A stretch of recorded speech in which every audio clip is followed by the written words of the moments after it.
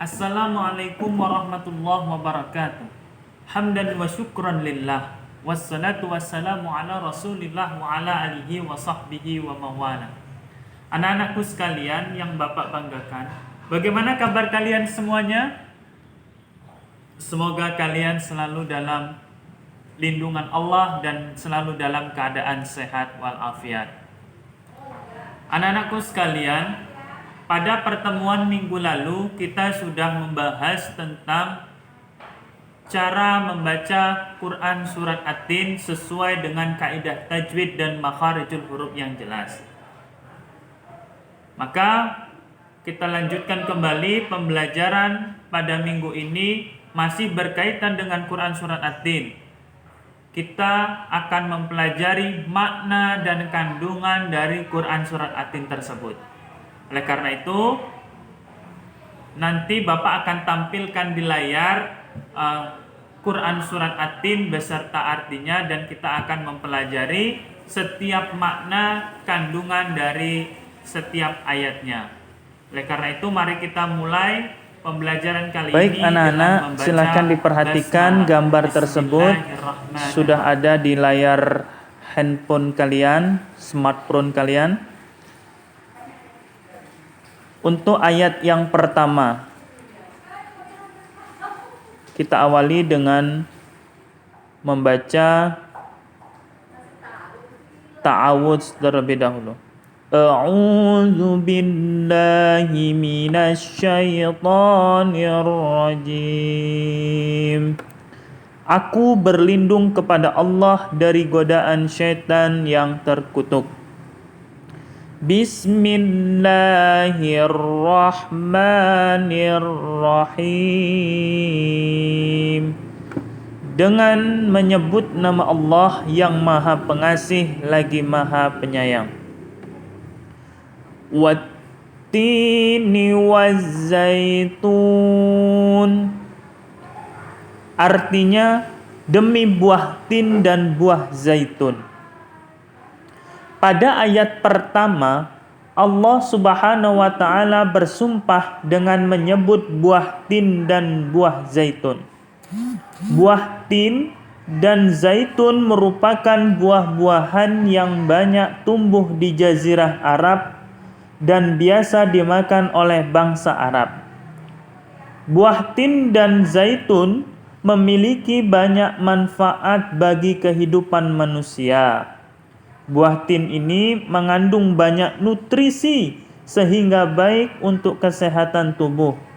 Sedangkan buah zaitun dapat diambil manfaat dari buah dan juga minyaknya. Minyak zaitun banyak digunakan oleh orang untuk bahan obat dan penyedap makanan. Nah, itu kandungan dari Quran Surat At-Tin ayat pertama.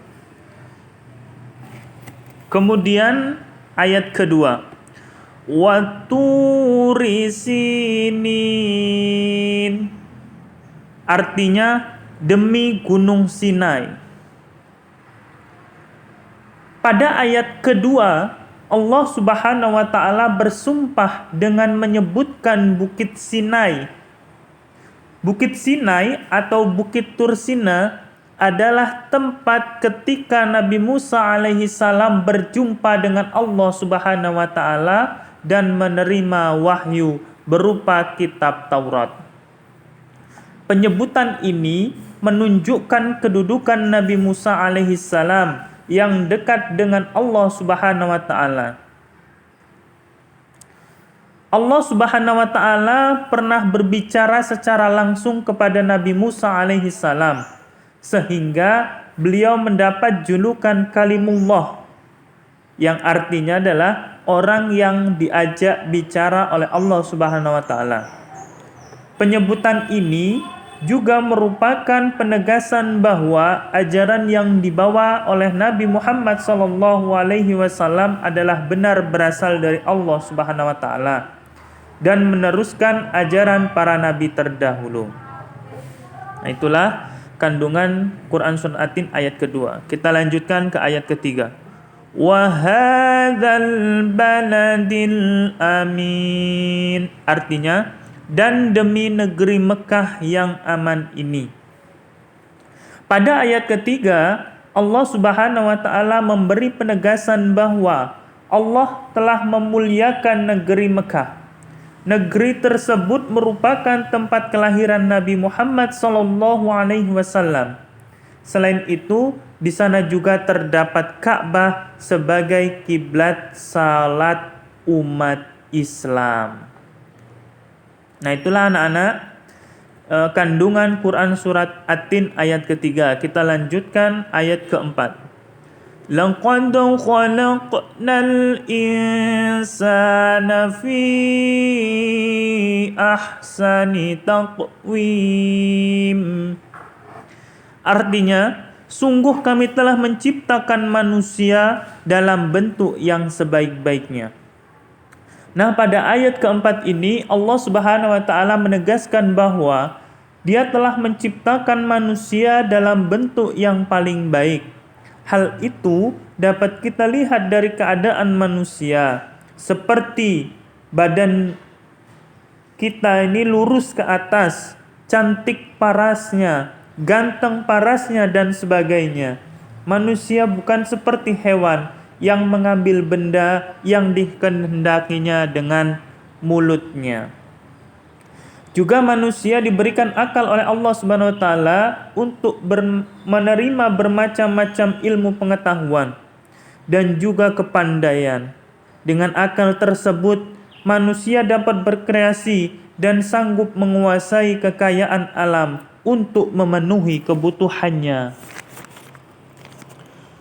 Kemudian lanjut ayat kelima. Summa radadnahu asfala safilin.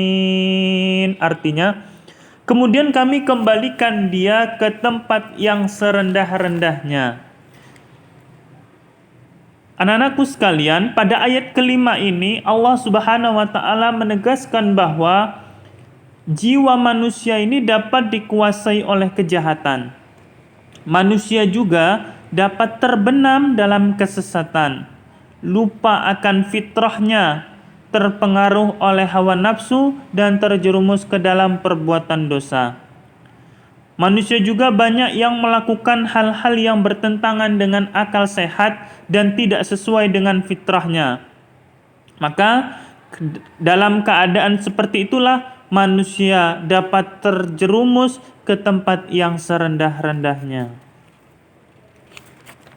Kemudian ayat ke-6, illalladzina amanu wa amilus salihati falahum ajrun ghairu mamnun.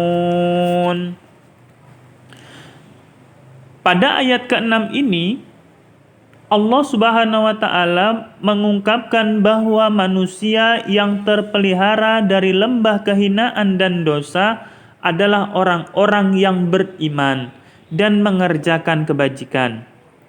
Orang-orang tersebut, anak-anakku, mengakui bahwa Allah adalah pencipta alam semesta ini, mengakui bahwa Allah Subhanahu wa taala yang mengatur semua urusan dunia dan menetapkan syariat-syariat yang harus dipatuhi hamba-hambanya. Nah, itulah anak-anakku sekalian, bahwasanya ketika kita beriman dan mengerjakan kebajikan, maka kita juga akan mendapatkan pahala dari Allah Subhanahu wa taala, yang itu pahalanya bisa tiada putus-putus. Seperti contoh misalkan kita beramal soleh dengan sedekah jariyah. Kita mensedekahkan harta kita sebagiannya untuk misalkan pembangunan masjid. Selama masjid itu dipakai untuk ibadah kepada Allah Subhanahu wa taala, maka kita akan menerima manfaat pahalanya. Akan terus mengalir walaupun kita sudah pulang ke rahmatullah. Kita lanjutkan ayat ke-7.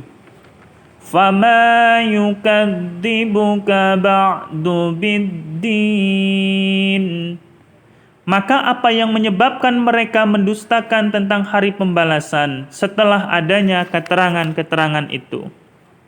Pada ayat ke-7 ini Allah Subhanahu wa taala, anak-anakku, mengecam orang-orang musyrik atas keberanian mereka mendustakan hari pembalasan. Padahal sudah nampak dengan jelas kepada mereka tanda-tanda kebenaran yang dibawa oleh Nabi kita Muhammad sallallahu alaihi wasallam. Maka di sini Allah Subhanahu wa taala menanyakan kenapa sebab manusia mendustakan hari pembalasan? Padahal kita sudah ditunjukkan oleh Allah Subhanahu wa taala bukti-bukti tentang datangnya hari pembalasan itu, yang mana itu semua sudah jelas dibawa oleh Nabi kita Muhammad sallallahu alaihi wasallam.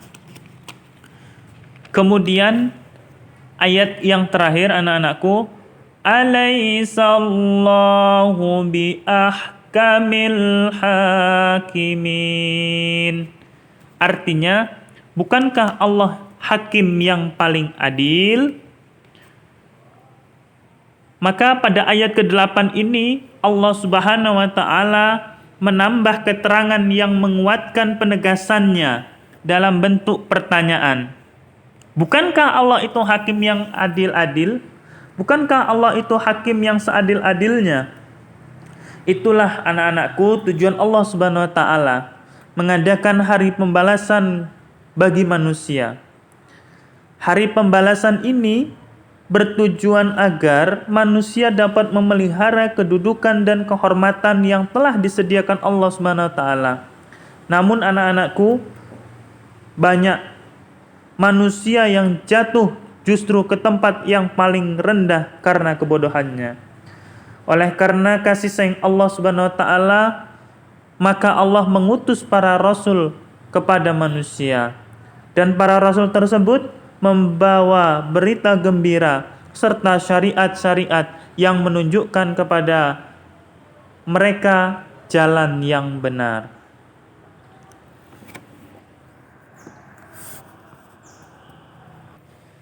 Demikianlah anak-anakku, itulah pembelajaran kita hari ini berkaitan dengan mengetahui arti dan juga makna dari Quran Surat At-Tin setiap ayatnya. Kemudian untuk tugasnya, anak-anakku, silakan kalian tulis Quran Surat At-Tin tersebut Arab beserta artinya di buku tulis agama kalian.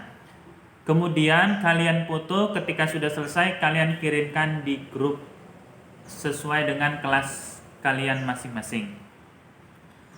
Nah, itulah pembelajaran kita hari ini. Mari kita tutup dengan membaca hamdalah, alhamdulillahirabbil alamin. Jika dirasa video ini bermanfaat, silakan bantu dengan like, share, komen, dan juga subscribe. Terima kasih. Assalamualaikum warahmatullahi wabarakatuh.